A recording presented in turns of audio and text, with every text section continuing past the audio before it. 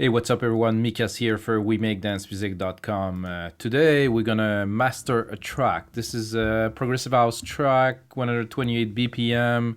It's got great synth element. I think the mix of this track is very good. I put a lot of work into the mix, so I already, even before mastering, have a good amount of loudness. And there's good transition, there's great synth, there is still some space in this track. What I'm using to mastering this track is all Waves plugins, of course, and this is a plugin chain that I created. It's called the analog-ish plugin chain, so it's all the analog replica of the old audio processors, that Waves did. What I've done with this specific project, which is available for sale on WeMakeDanceMusic.com, pitch, yeah, is I also included all of the steps, all the processors, what is the process of the processor, what you should do, what is involved, and then you're going to really get to understand what is the process, and you can put a track in there and really quickly get it to the next level. I know that there is amazing online mastering platforms right now, but I do believe that a mastering engineer can bring a little bit of a touch, something more out of a track than AI or whatever they believe it may be will. So I do believe that I will be better onto this track to give it some extra character than a machine. So let's have a bit of a listen. I'm gonna bring it a bit. So.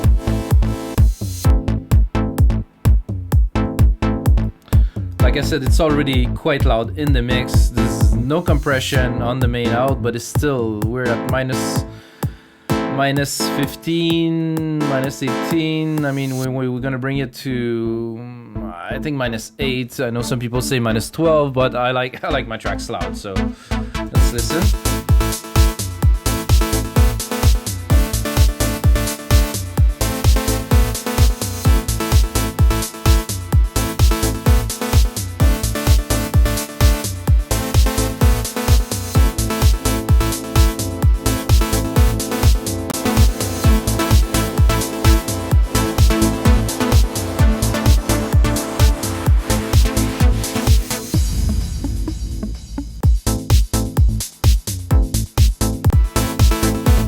So as you can hear, the mix is super clean. There's nothing sticking out. There's a lot of room. It's dynamic, It's more volume in different places. So I think it's a great track to work on. So let's get started. So I start this mastering chain with the Rec 6. I think it's a nice EQ. It does give a little bit of a touch. I mean, I'm not going to say give warm, but it's a nice EQ. I just cut the low end like at... something really like at 24 hertz, which is really not removing that much. I mean, if you leave the stuff underneath that, I think it's just mud, in my opinion. So just cut that to start. Then we're going into a VQ. So this one is really to give some character. I mean, I don't even think I apply any EQ. I think I'm boosting a little bit at 180 hertz to give... a bit of richness to the lows, well, the mid lows really. Okay, let's just pick a part here that's got many elements, and then let's hear it. That sounds good. Let's hear it with. Let's make sure the output's not clipping here.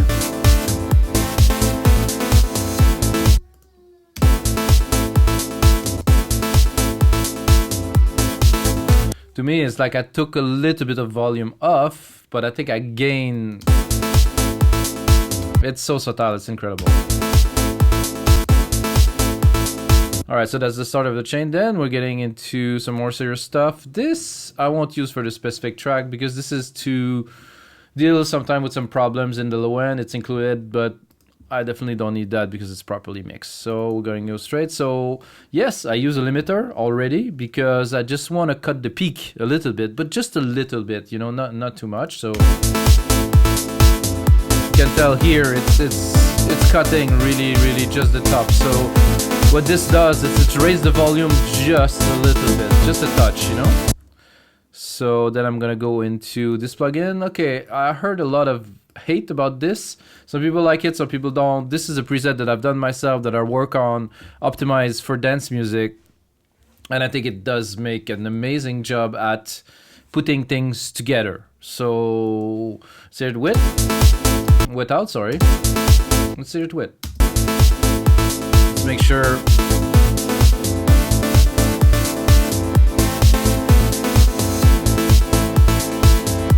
Like to me, everything comes out just more forward, more in your face with this. I think I can actually put it. Okay, without. See, it's definitely a bit, I wouldn't say harsh, but there is, you know. And then with, super smooth.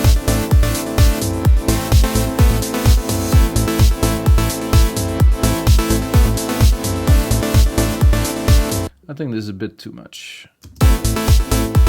So the goal of this mastering chain is really to do processing a little bit here, like 2-3 dB, 2-3 dB, 2-3 dB, to raise the loudness, you know, raise the width of the sounds, like refine everything, but not drop like a big limiter and bring it up 10 dB, because it just, you just miss the point of, like, I think analog mastering, where you craft the sound like step by step, layer by layer. So another point that is important, that I heard some engineer cut the breakdown or cut the more melodic part and master the beat differently. I think personally I would never do that, because I think the track is an ensemble and it should be mastered as a whole. So I don't cut the breakdown and master it separately. So here we have API compressor. This is a really classic compressor that's gonna give a little bit more smoothness to the kick.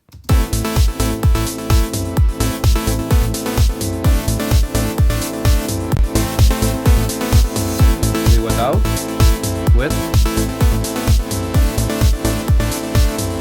Another very important point, I know I keep on cutting the music, sorry guys. Another very important point here is gain staging. So in between the plugins, it's very important, and the output of one is never over 0 dB, obviously, because if not, the other plugins gonna have a higher input and you might have distortions, you might have digital artifacts. I mean, some things might happen.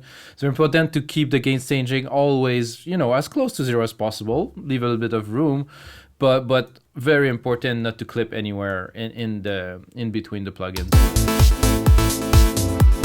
All right, let's listen to the track a little bit.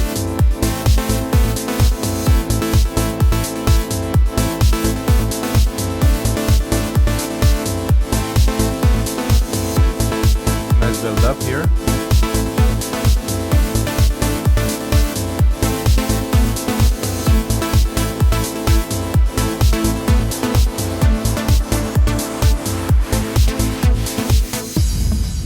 So you can see that even knowing that we raised the volume quite a bit, or at least the apparent loudness has went up a whole lot, but the lofts didn't go up. Like it's not perceived as being louder, but for the years it's definitely a whole lot louder. Ooh, I love that pluck and that intro, and it's super nice build up here. So I'm not gonna touch it. I'm gonna go into the next plugin. This is a SSLG channel with a bit of EQing on it.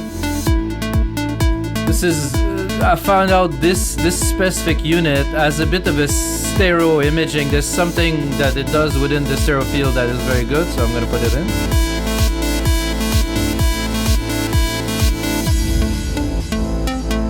Without.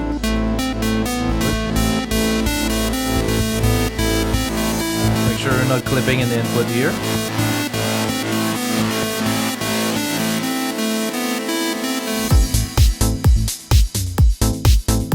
What a track, wow.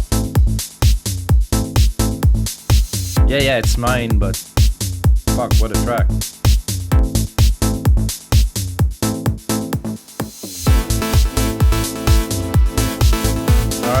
Alright, let's keep on going. And then I use a center. This I use very carefully. If the track is very well balanced and the middle, the kick is really in the middle and the elements on the side, great. I don't want to use it too much. It might sound impressive at first in your mastering session and in the studio and stuff, but you also have to think about the club. You have to think about like small speakers. You have to think about different things, and you have to make sure that it won't be too divided in the stereo, and the side will be weird, like the center will be weird. So let's have a listen. Let's apply it. This is a thing that's already there.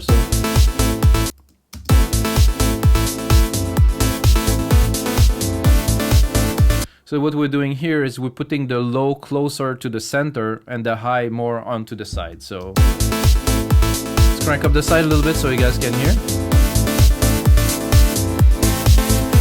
Not necessary. Zoom it out. Let's exaggerate it just so you can hear the difference. So if I really put the side up, without, with.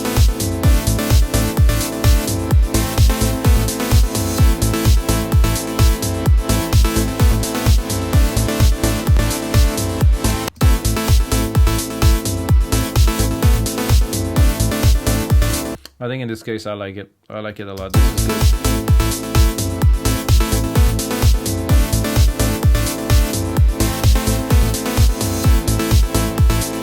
And then I have a Kramer tape.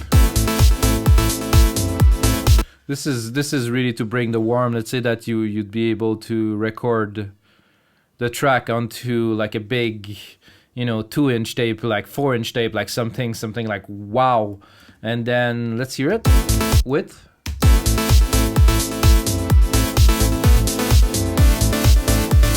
Oh yeah, I like that. It's nice, but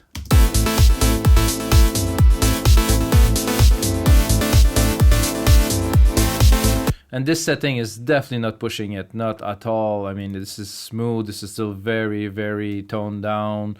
I'm not pushing it in any matter. So, okay.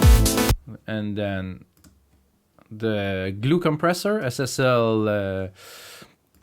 Solid state logic G master bus. Again, just a touch. It's about 2 dB of compression here.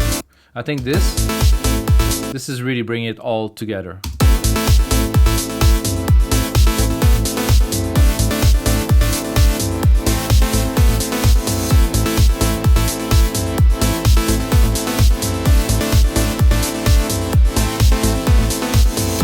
This is sweet. Last step, because I'm not going to take all of your time because you guys are busy, you want to learn to master, you want to do tracks, I invite everybody to check out wemakedancemusic.com. All the producers can upload some project file, upload some sample pack. It's a marketplace that's open to everybody to share their music projects. We sell mainly templates, sounds, stems. I mean, it's a very forward-thinking marketplace, so have a look, wemakedancemusic.com. This mastering chain is on there, of course, and then I'm gonna stick the last part, which I will give you a bit of theory on, which is fairly important. This is a 316, it's a maximizer, multiband maximizer. So to kick it off, I would bring both of those equal here, and then I put it on here. And then now we don't have any effect, but let's bring it on.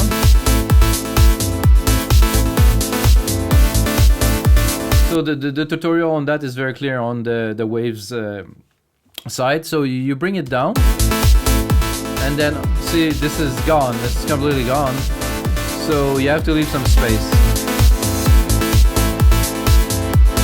Say 4.2, and then here you go. Now you can bring it down to minus 0.2. Oh yeah.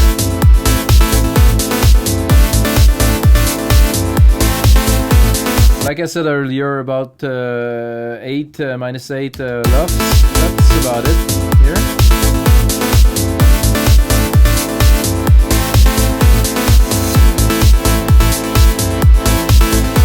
I mean, yes, it is very loud, but at the same time, I'm respecting the original program of the track. I mean, I didn't change it. It doesn't sound like squash.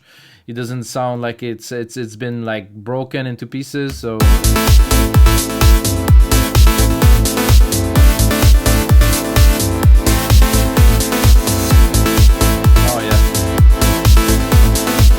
Hope you guys enjoyed this little tutorial. This is a mastering a track. This is one of the things I've been doing for a long time. I've been mastering, I master hundreds, if not, a couple thousand tracks so far. So